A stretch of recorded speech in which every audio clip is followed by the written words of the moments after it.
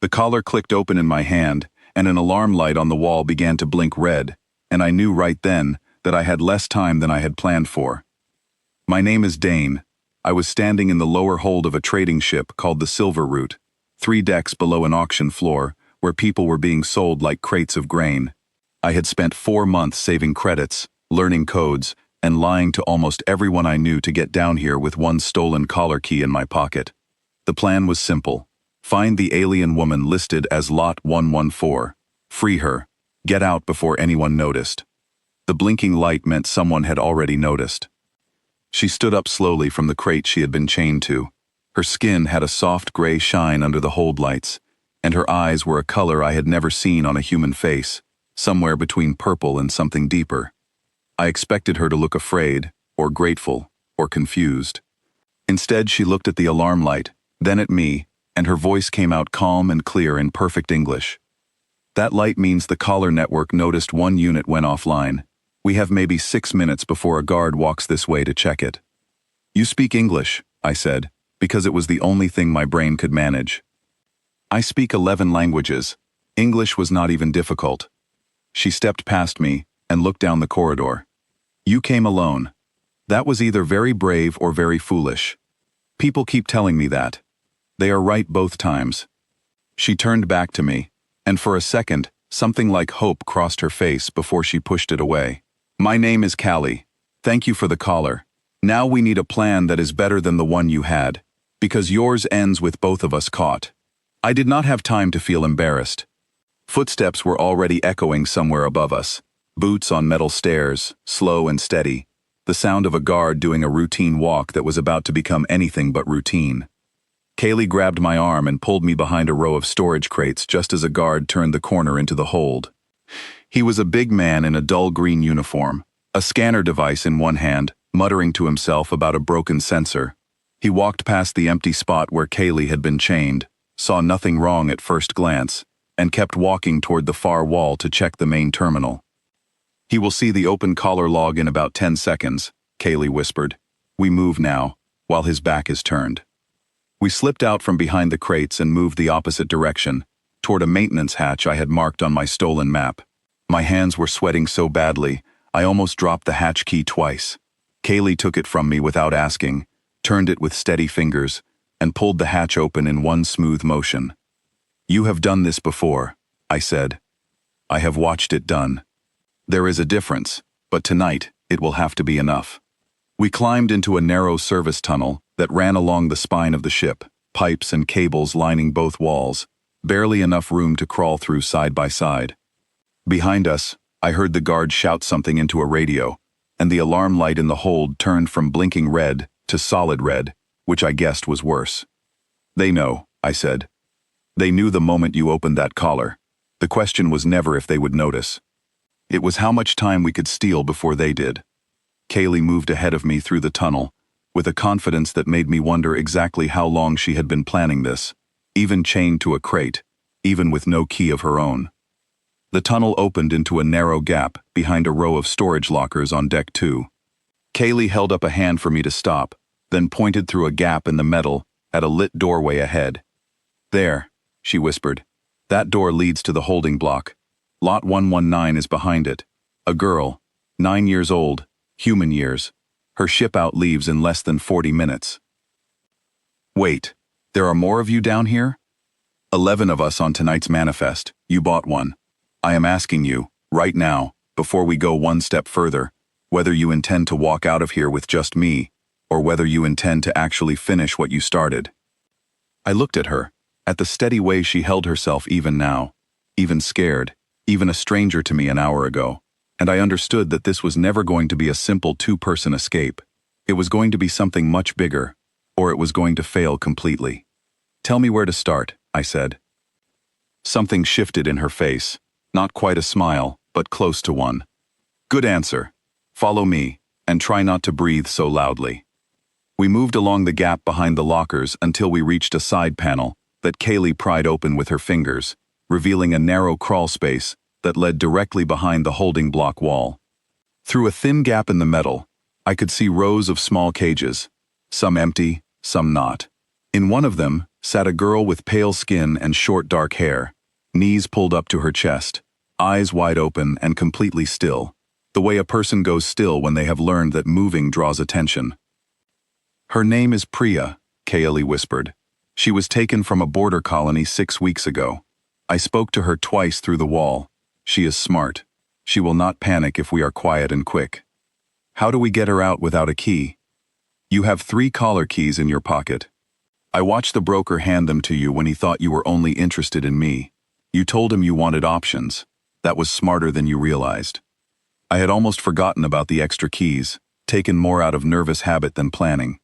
I pulled them out now, 3 small metal devices, and Kaeli picked through them, until she found the one shaped slightly differently from the others. "This one opens holding cages, not collars. Give it to me." She moved to a gap at the base of the wall panel, one just wide enough for a small hand, and reached through to the lock on Priya's cage. The girl flinched at first touch, then saw Kaeli's face through the gap, and went very still in a different way, the stillness of someone trying not to hope too fast. "It is me," Kaeli whispered. "I told you someone would come. Do exactly as I say, and do not make a sound." The cage door opened with a soft click. Priya slid out through the gap in the wall, small and quiet, and pressed herself against Kaeli's side, like she had done it 100 times before, even though they had only ever spoken through metal. "There is a boy 2 cages down," Priya whispered. "His name is Toma. Please." Kaeli looked at me. I looked at the 2 remaining collar keys in my hand and did the only math that made any sense to me right then. "We get everyone we can reach," I said. "Then we run."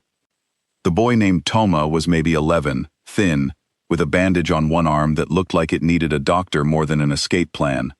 He came out of his cage without a word, gripping Priya's hand the moment he was free, both children staying close to Kaeli, like she was the only solid thing in a room built entirely out of fear. That left 1 key. Kaeli moved down the row, scanning faces through the gaps in the wall, and I could see the weight of the choice pressing on her, the same weight that had been pressing on me since the moment she asked how many of the others I planned to save. "There," she said finally, stopping at a cage holding an older man, thin and gray-haired, sitting with his back straight despite everything, watching the wall like he already knew someone was on the other side of it. "His name is Pharaoh. He taught navigation before the raiders took his colony ship. We will need him." The last key opened his cage. Pharaoh slipped out without a sound, gave Kaeli a small nod like a soldier reporting to a commander, and turned his sharp eyes on me. "You are the one who bought her," he said quietly. "You should know the guards change shift in 11 minutes, and the corridor to the shuttle bays gets a second patrol during shift change. If we are still in this section when that happens, none of us leave. You know this ship? I know every ship like this one. I have been on 3 of them." His voice stayed calm, but something hard moved behind his eyes. "Lead us out, young man. I will tell you if you are about to walk us into a wall." We moved back through the crawl space, 5 of us now, instead of 2, moving as quietly as 5 frightened people can move through metal pipes and narrow gaps. Priya kept one hand wrapped in Kaeli's sleeve the entire way. Toma stayed silent, watching everything, the kind of watching that comes from a child who has learned that silence keeps you safe. The service tunnel spat us out near a supply room, close to Deck 3, and Pharaoh held up a hand before any of us could take another step. "Wait, listen." Footsteps again, closer this time, moving fast, more than one set. Kaeli pulled Priya and Toma behind a stack of supply crates, and I flattened myself against the wall beside Pharaoh, my heart pounding so hard I was sure it could be heard through the metal. 2 guards passed the end of the corridor, radios crackling, one of them saying something about a security sweep starting on Deck 2. They kept moving without looking our way, and the sound of their boots faded into the hum of the ship. "They are searching the lower decks first," Pharaoh said.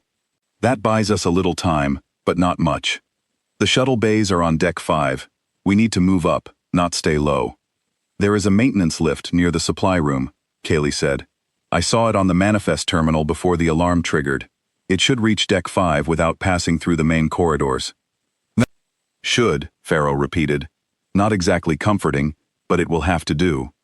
We found the lift exactly where Kaeli said it would be, a narrow service elevator meant for cargo, not people, with barely enough room for all 5 of us pressed together.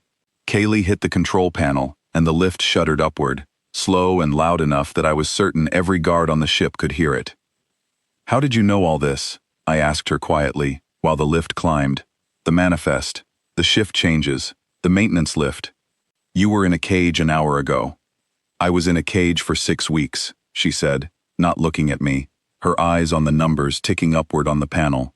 A person can learn a great deal about a ship when everyone around her assumes she cannot understand what they are saying. Guards talk. Guards are careless. I listened to everything, because listening was the only freedom they could not take from me.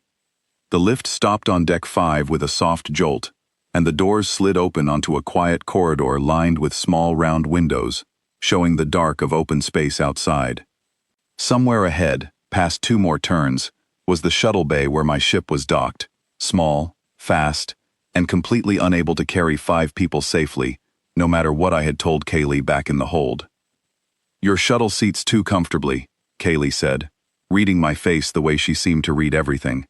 "It will not fit 5. "I know."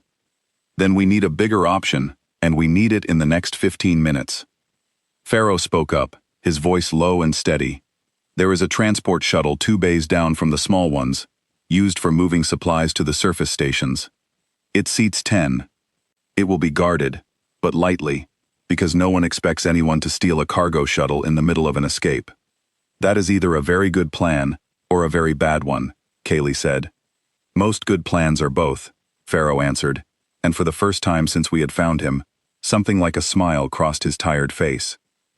We moved down the corridor in a tight group, Priya and Toma between the 3 adults, everyone's steps quiet on the metal floor. At the second turn, a single guard stood near a supply station, back to us, focused on a small screen in his hand. Kaylee held up a fist, and we all stopped without a sound. She looked at me, then tilted her head toward a side corridor that curved around the guard's position. I nodded, and we edged along the wall, moving slow, breathing shallow, until we were past him and into the shuttle bay corridor without him ever turning around. The transport shuttle sat exactly where Pharaoh said it would, a wide gray ship with a loading ramp already partly open, 1 guard standing near the base of it, checking something on a clipboard. My stomach tightened. 5 of us, 1 guard, and a ship we needed more than we had ever needed anything. "I will handle him," Pharaoh said quietly. "I know how these men think. Give me 30 seconds, then bring the children up the ramp when he steps away." Before I could argue, Pharaoh walked out from the corridor toward the guard, calm and unhurried, like a man who belonged exactly where he was. I heard him say something about a supply count being wrong on deck 4, his voice easy and bored, the voice of a man who had said the same kind of thing 100 times in his life. The guard frowned, checked his clipboard, and turned to walk toward a nearby terminal to verify the claim. The moment his back was turned, Kaylee moved, fast and silent, pulling Priya and Toma across the open space and up the ramp into the shuttle. I followed right behind them, my heart slamming against my ribs with every step, certain the guard would turn around at any second. He did not turn around until Pharaoh had already backed away from the terminal and was walking casually toward the ramp himself, still talking, still calm, buying every last second he could. By the time the guard realized something was wrong, Pharaoh was already inside the shuttle, and I was slamming the ramp control, the heavy door rising and sealing shut with a hiss, just as the guard's shout reached us through the shrinking gap. "Go!" Kaylee said, already moving into the pilot's seat like she had flown 100 ships exactly like this one. "Now, before that alarm reaches every deck on this ship." I dropped into the seat beside her, hands shaking as I found the controls, some familiar, some not. My training from years ago suddenly feeling very far away and very thin.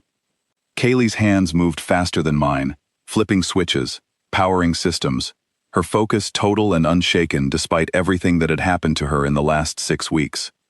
"You know how to fly this?" "I told you. I listened to everything." The engines roared to life beneath us, and the docking clamps released with a heavy clunk that I felt in my chest. "Hold on. This will not be gentle." The shuttle lurched forward and out of the bay, alarms blaring behind us now, red lights flashing along the dock as the Silver Route realized exactly what it had lost. Through the front window, Open space stretched out dark and endless, and for one long moment, I forgot to be afraid, because we were actually moving, actually free, actually flying away from that ship and everything on it. Behind me, Priya let out a small sound that was half laugh and half sob, and Toma wrapped his good arm around her shoulders without a word. Pharaoh sat near the back, watching the rear scanner with sharp eyes, tracking whether anyone was following. 2 fighters launching from the main bay, he said after a moment, his voice tight but controlled. They will catch us in open space if we run in a straight line. Then we will not run in a straight line, Kaylee said, already pulling the shuttle into a hard turn that pressed me back into my seat. Ahead, a scattered field of rock and debris stretched across the scanner, remains of some old collision no one had ever bothered to clear. You are taking us into that? I asked. Fighters are fast in open space. They are not fast in a debris field. Neither are we, but we only need to be faster than them for the next few minutes. The shuttle dove into the field, rocks tumbling past the windows close enough to see their jagged edges, Kaylee's hands steady on the controls despite every instinct in my body screaming to slow down. Behind us, the 2 fighters entered the field as well, but wider, more cautious, exactly as Kaylee had guessed they would be. There, Pharaoh said, pointing to a gap opening ahead, where the debris thinned, and a wormhole beacon blinked steady and calm against the dark. That beacon leads to a coalition checkpoint, neutral territory. They cannot follow us through. Kaylee aimed the shuttle for the gap, weaving between 2 final chunks of rock, the fighters falling further behind as the field grew thicker around them and thinner around us. The beacon grew larger in the front window, its light steady, its promise simple. On the other side of it, none of us would be cargo anymore. 10 seconds, Kaylee said. I watched the numbers count down on the console, watched the fighters shrink in the rear scanner, watched Priya's small hand find Toma's again, watched Pharaoh's shoulders finally begin to loosen after who knew how many months of holding them tight. And I watched Kaylee, calm and certain at the controls, a woman I had walked in to save, and who had, in every way that mattered, saved all of us instead. The shuttle crossed the beacon threshold in a rush of light, and the space around us changed, calmer, quieter, a coalition checkpoint station, glowing softly ahead, with the kind of ordinary boring safety that felt, right then, like the most beautiful thing I had ever seen. Kaylee finally let out a breath and eased back from the controls, turning to look at the 4 of us crowded into that small, borrowed shuttle, alive, together, and free. You asked me earlier what my first words should have been, she said, looking at me with something warm finally breaking through the calm she had held onto since the moment the collar opened. I think I found better ones. Thank you for coming down to that hold alone, and thank you for staying long enough to bring all of us home instead of just one. I did not have a clever answer for that. I only nodded, looking around the small cabin at the 4 people who had been strangers a few hours ago and were, somehow, already something closer to family, and I understood that whatever I had planned when I climbed down into that hold, this was so much better than anything I could have imagined alone.